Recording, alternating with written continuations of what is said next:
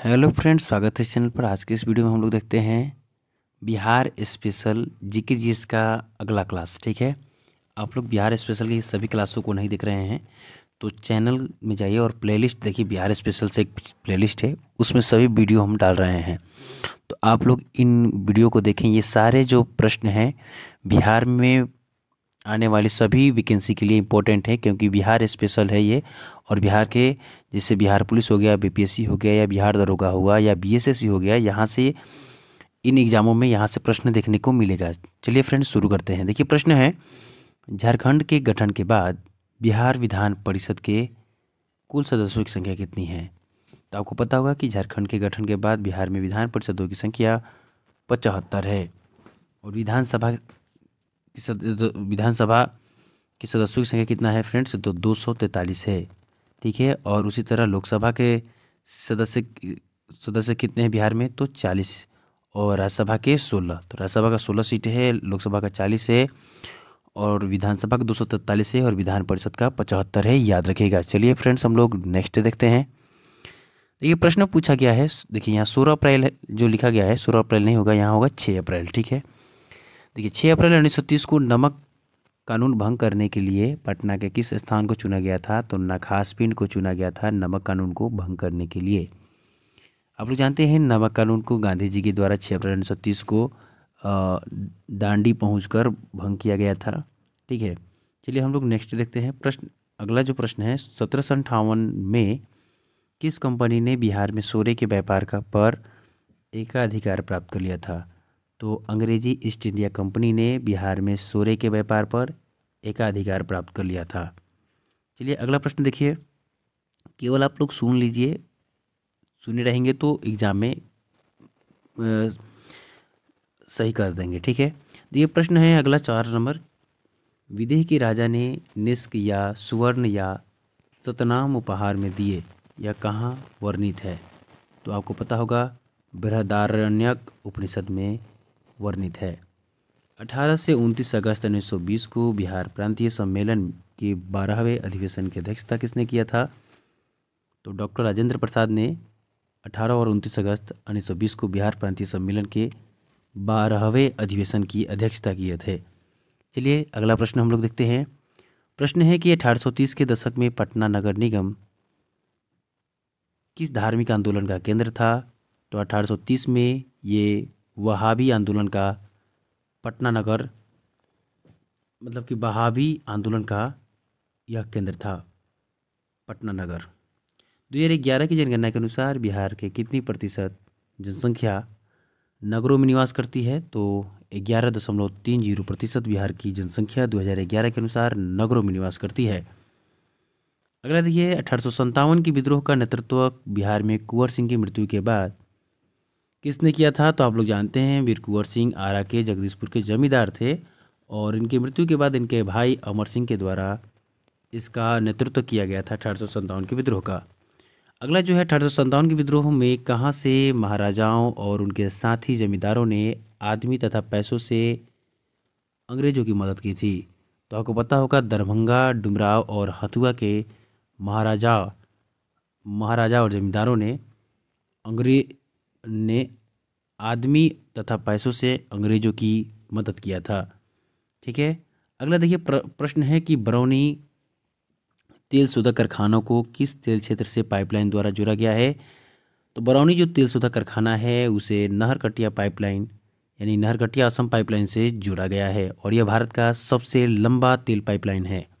ठीक है फ्रेंड्स, अगला देखिए, झारखंड के गठन के बाद बिहार विधानसभा में कुल सदस्यों की संख्या कितनी है। तो 243 विधानसभा के सदस्य हैं। अभी हम लोग ऊपर देखे भी थे। अगला प्रश्न देखिए, प्रश्न है कि धीमन और उसके पुत्र विठल पाल किन पाल शासकों के समकालीन थे। तो किनके समकालीन थे, तो धर्मपाल और देवपाल के समकालीन थे धीमन और उसके पुत्र विठल पाल। अगला जो है 1857 के विद्रोह के समय भारत का गवर्नर जनरल कौन थे, ये इंपॉर्टेंट है। तो 1857 के विद्रोह के समय भारत के जो गवर्नर जनरल थे वो लॉर्ड कैनिंग थे। ठीक है फ्रेंड्स, कौन थे, लॉर्ड कैनिंग थे। अगला हम लोग देखते हैं। अगला प्रश्न है कि किस खनिज संसाधन का उत्पादन पर बिहार का एकाधिकार है? तो किस खनिज संसाधन के उत्पादन पर बिहार का एकाधिकार है? ये बहुत ही इम्पोर्टेंट प्रश्न है। ये हर बिहार में जो एग्जाम होता है और खनिज से जब जिसमें प्रश्न पूछा जाता है वहाँ से ये प्रश्न बार बार दिखाई देता है। ठीक है, किस खनिज संसाधन के उत्पादन पर बिहार का एकाधिकार है? तो पाइराइट के उत्पादन पर बिहार का एकाधिकार है। चलिए हम लोग नेक्स्ट देखते हैं।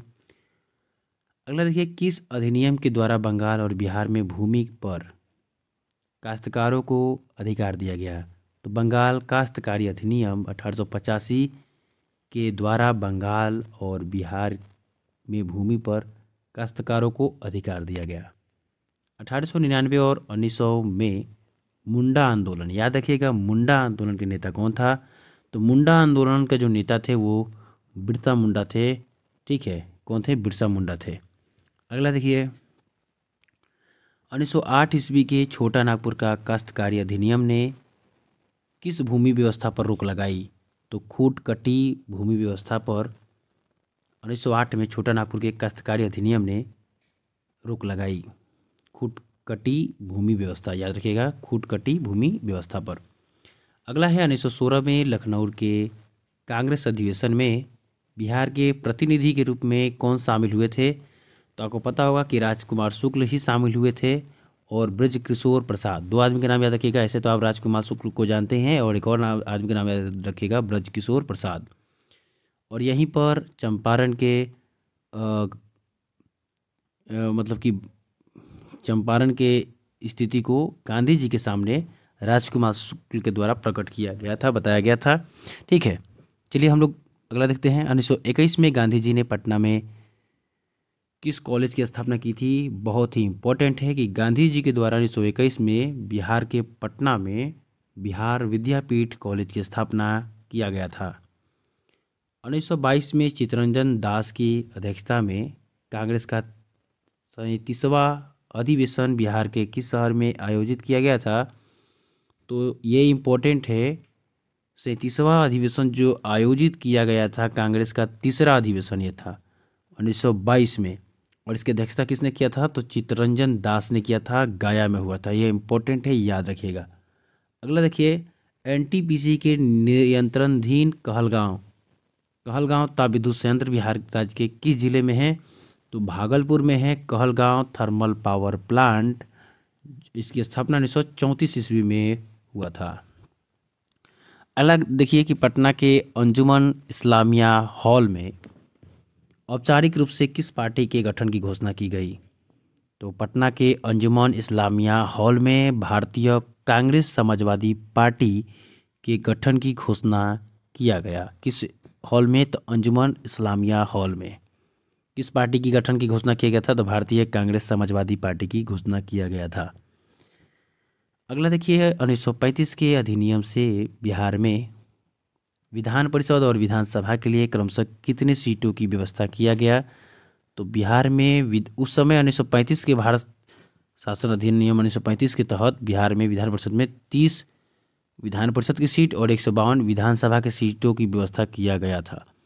आपको पता है कि भारत के 6 राज्यों में विधान परिषद की व्यवस्था किया गया है और किसी भी राज्य में विधान परिषद की व्यवस्था अनुच्छेद 169 के तहत किया जाता है और विधानमंडल के वर्णन अनुच्छेद 168 में है, विधान परिषद का वर्णन अनुच्छेद 169 में है और विधानसभा का वर्णन अनुच्छेद 170 में है, याद रखिएगा।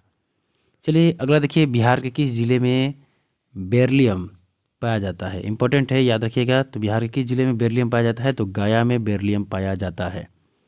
अगला है पटना विश्वविद्यालय। चलिए हम देख लेते हैं। पटना विश्वविद्यालय का प्रथम गैर सरकारी वाइस चांसलर किसे नियुक्त किया गया था? तो पटना विश्वविद्यालय का प्रथम गैर सरकारी सच्चिदानंद सिन्हा को वाइस चांसलर नियुक्त किया गया था। 1940 ईस्वी में किस स्थान पर भारतीय राष्ट्रीय कांग्रेस का 53वां अधिवेशन हुआ था? तो रामगढ़ झारखंड में हुआ था। कहाँ पर?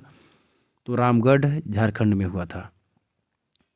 अगला है भारत छोड़ो आंदोलन में राजेंद्र प्रसाद को किस जेल में रखा गया था? तो भारत छोड़ो आंदोलन में राजेंद्र प्रसाद को बांकीपुर जेल पटना में रखा गया था। भारत छोड़ो आंदोलन के समय ये आंदोलन कब हुआ था? तो 1942 में हुआ था। ठीक है, भारत छोड़ो आंदोलन। तो इस समय इनको बांकीपुर जेल में रखा गया था डॉक्टर राजेंद्र प्रसाद को। अगला देखिए 11 अगस्त 1942 को सचिवालय गोलीकांड बिहार में कहाँ हुआ था? तो सचिवालय गोलीकांड बिहार में कहाँ हुआ था? तो पटना में हुआ था 1946 में ईस्वी में। 11 अगस्त 1942 ईस्वी को सचिवालय गोलीकांड बिहार में कहाँ हुआ था? तो बस याद रखिएगा पटना में हुआ था। कहाँ हुआ था फ्रेंड्स? पटना में हुआ था। अगला देखिए, अगला प्रश्न है किस नेता को बिहार का मुख्यमंत्री नियुक्त किया गया था? किस नेता को बिहार का प्रथम मुख्यमंत्री याद रखिएगा नियुक्त किया गया था? तो डॉक्टर श्री कृष्ण सिंह को नियुक्त किया गया था। अंतरिम सरकार में डॉक्टर राजेंद्र प्रसाद किस विभाग के मंत्री थे? तो अंतरिम सरकार में याद रखिएगा डॉक्टर राजेंद्र प्रसाद खाद्य एवं कृषि विभाग के मंत्री थे। अगला प्रश्न हम लोग देखते हैं। देखिए प्रश्न है कि आज़ादी के बाद 1947 में भारतीय राष्ट्रीय कांग्रेस के अध्यक्ष कौन नियुक्त हुए? तो आज़ादी के बाद भारतीय राष्ट्रीय कांग्रेस के अध्यक्ष कौन नियुक्त हुए थे? तो डॉक्टर राजेंद्र प्रसाद। बिहार विधानसभा में 1952 में सदस्यों की संख्या कितनी थी? तो बिहार विधानसभा में 331 सदस्य थे 1952 में, ठीक है। और आज़ादी के बाद 1947 में भारतीय राष्ट्रीय कांग्रेस के अध्यक्ष कौन थे? तो नियुक्त हुए थे डॉक्टर राजेंद्र प्रसाद। ये इंपॉर्टेंट है, वो याद रखिएगा 31 नंबर का क्वेश्चन। अगला ये 32 भी इंपॉर्टेंट है। देखिए इसमें हम जितने प्रश्न डाले हैं वो सभी के सभी प्रश्न इंपॉर्टेंट है, पूछे जाने वाले प्रश्न हैं, तो आप लोग प्रश्नों को ध्यान से देखें। देखिए अगला प्रश्न है कि किस दशक में बिहार में जनसंख्या वृद्धि दर सर्वाधिक रही? तो किस दशक में जनसंख्या वृद्धि दर सर्वाधिक रही? तो 1991 और 2001 के बीच में जनसंख्या वृद्धि दर सर्वाधिक रही 28.62%। ठीक है फ्रेंड्स। अगला देखिए 20 जुलाई 1937 को विधानसभा के अध्यक्ष किसे चुना गया था? तो 1937 में जब विधानसभा का गठन किया गया था तो उस समय अध्यक्ष चुना गया था प्रोफेसर अब्दुल बारी को चुना गया था। और उपाध्यक्ष पूछा जाए तो रामदयाल सिंह को चुना गया था। ठीक है फ्रेंड्स, उपाध्यक्ष पूछा जाए तो रामदयाल सिंह को चुना गया था। ठीक है, याद रखिएगा। अगला जो है 2001 और 2011 के दशक में बिहार में सर्वाधिक जनसंख्या वृद्धि दर वाला जिला कौन सा है? तो मधेपुरा है जनसंख्या वृद्धि दर वाला 2001 और 2011 के दशक में। इसका जनसंख्या वृद्धि दर कितना है? 30.65%। अगला देखिए प्रश्न है कि बिहार के बजट 2017-18। देखिए ये बजट वाला प्रश्न जो है करंट अफेयर्स का है, तो इसे है स्किप कर देते हैं। अगला हम लोग देखते हैं। देखिए बरौनी ताप विद्युत केंद्र को किस राज्य से कोयला प्राप्त होता है? तो आप लोग जानते हैं कि बरौनी जो थर्मल पावर प्लांट है बेगूसराय में, उसे झारखंड के कटिया से क्या मिलता है? कोयला मिलता है। अगला देखिए जल विद्युत केंद्र किस नदी परियोजना का अंग है? तो जल विद्युत केंद्र जो है कोसी नदी परियोजना का अंग है, याद रखिएगा। अगला है अजातशत्रु किस वर्ष अपने पिता बिंबिसार की हत्या कर मगध का राजा बना था? तो इम्पोर्टेंट है ये 493 में बिंबिसार जो था हर्यक वंश का संस्थापक, उसका पुत्र अजातशत्रु उसकी हत्या कर मगध का शासक बना था। ठीक है। और चलिए हम लोग अगला देखते हैं। बिहार में रेल परिवहन प्रारंभ किया गया था तो 1860 में। ये इंपॉर्टेंट है, कब प्रारंभ किया गया था? तो 1860 में। और भारत में पूछा जाए तो 16 अप्रैल 1853 में भारत में पहली बार रेल ट्रेन चलाई गई थी मुंबई से थाने 34 किलोमीटर के लिए। लॉर्ड डलहौजी के काल में भारत में रेलवे का जन्म किसे कहा जाता है? लॉर्ड डलहौजी को कहा जाता है, याद रखिएगा। चलिए अगला हम लोग देखते हैं। प्रश्न है कि भारत में ये देख लिए बौद्ध साहित्यिक ग्रंथ को किस नाम से जाना जाता है? तो त्रिपिटक के नाम से जाना जाता है। बौद्ध साहित्यिक ग्रंथ को त्रिपिटक के नाम से जाना जाता है। त्रिपिटक, विनय पिटक और सूत पिटक, 3 तरह के पिटकों का वर्णन किया गया है इसमें। ठीक है। अगला देखिए प्रश्न है कि 2011 की जनगणना के अनुसार बिहार की कुल जनसंख्या कितनी है? इंपॉर्टेंट है, इसे याद रखिएगा। 10,40,99,452 जनसंख्या है 2011 की जनगणना के अनुसार। ठीक है फ्रेंड्स, तो आज के लिए इतना ही। मिलते हैं नेक्स्ट वीडियो में। आपको यह अगर PDF लेना है तो इस नंबर पर मैसेज कर यह इस PDF को फ्री ऑफ कॉस्ट ले सकते हैं। इसका 1 रुपया भी चार्ज नहीं लगेगा। ठीक है, तब तक ले जय हिंद। आज के लिए इतना ही, तब तक ले जय हिंद।